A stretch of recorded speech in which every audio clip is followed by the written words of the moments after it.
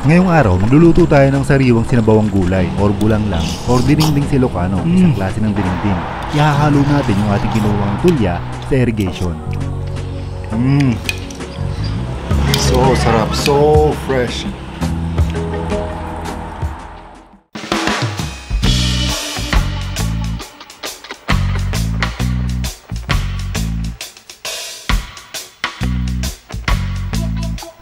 Namitas muna ako ng bulaklak ng kalabasa at nakakatuwa lang, napaka-fresh at napakarami nila. Ang sarap talaga pag may tinanim kang gulay sa paligid ng iyong bahay. Kumuha na rin ako ng ilang talong na pansama natin sa lulutuing gulay. At nabuhay lahat ng ibinakod kong malunggay sa garden. Kaya kumuha tayo ng konting dahon panghalo natin sa ating gulay. At dahil sa nakaka-relax pagmasdan, hindi ko mapigilan ang sarili ko na tingnan ang garden ng kapitbahay. Ang dami ang tanim na upo at ang daming bunga. Tumubo din pala yung mga tinanim kong okra. Ang tatangkad nga nila kaya lang kukunti ang bunga.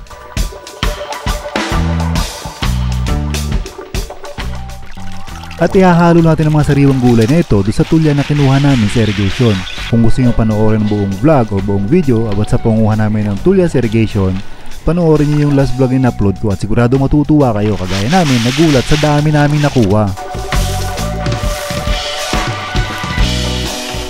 Pagkatapos kong hugasan ng 3 beses ng tulya, ibinabad ko overnight. Pagkatapos ibabad ng overnight, hinugasan ulit, ibinabad pa ulit ng kalahating araw.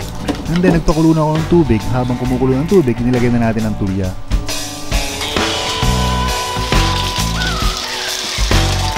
At habang kumukulo, mas magandang hinahalo para lumutang yung laman ng tulya at bago salukin ang strainer.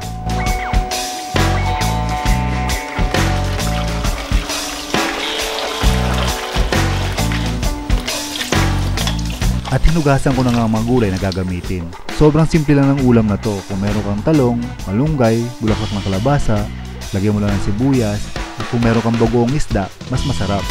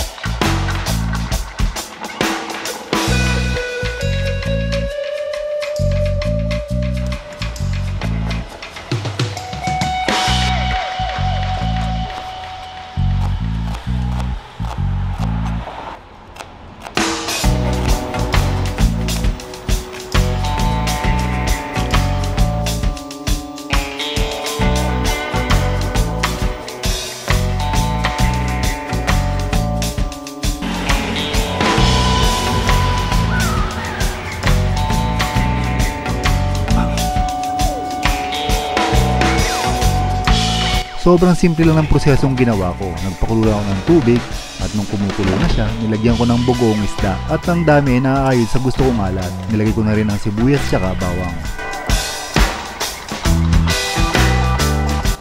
At pagkatapos ulit ng isang kulo, inilagay ko na ang laman ng tulya. Siyempre, sinugasan ko muna para siguradong mas malinis. Isinabay ko na rin ang talong dahil sa lahat ng gulay, siya yung medyo mas matagal maluto.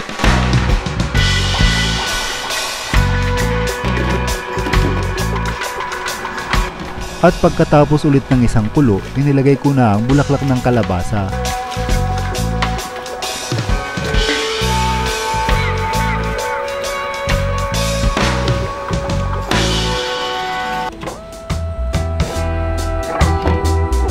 At pagkatapos ulit ng isang kulo, inilagay ko na ang malunggay.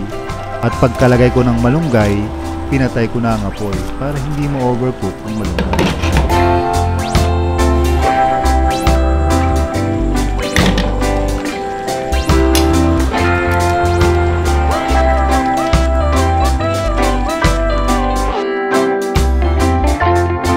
At dahil medyo gabi na, eksakto naluto siya ng dinner time. Guys, so fresh na ang init. Tara, tikman natin.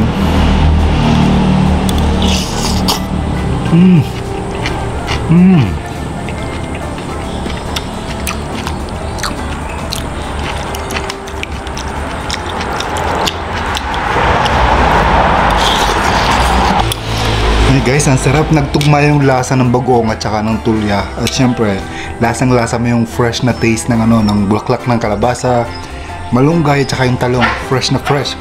So sa ulam na ito, parang yung bagoong lang ang ating binayaran o ginastosan. Kasi galing sa garden yung ating mga gulay. Syempre yung tulya yung kinuha namin sa irrigation doon sa last video nung napanood nyo. Guys, ito matipid na, healthy pa. Tama-tama sa katawan. May ulam ka na.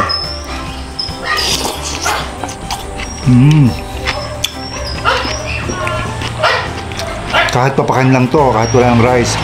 Kasi marami naman ako niluto. Ubusin ko tong isang bowl na to. Sarap.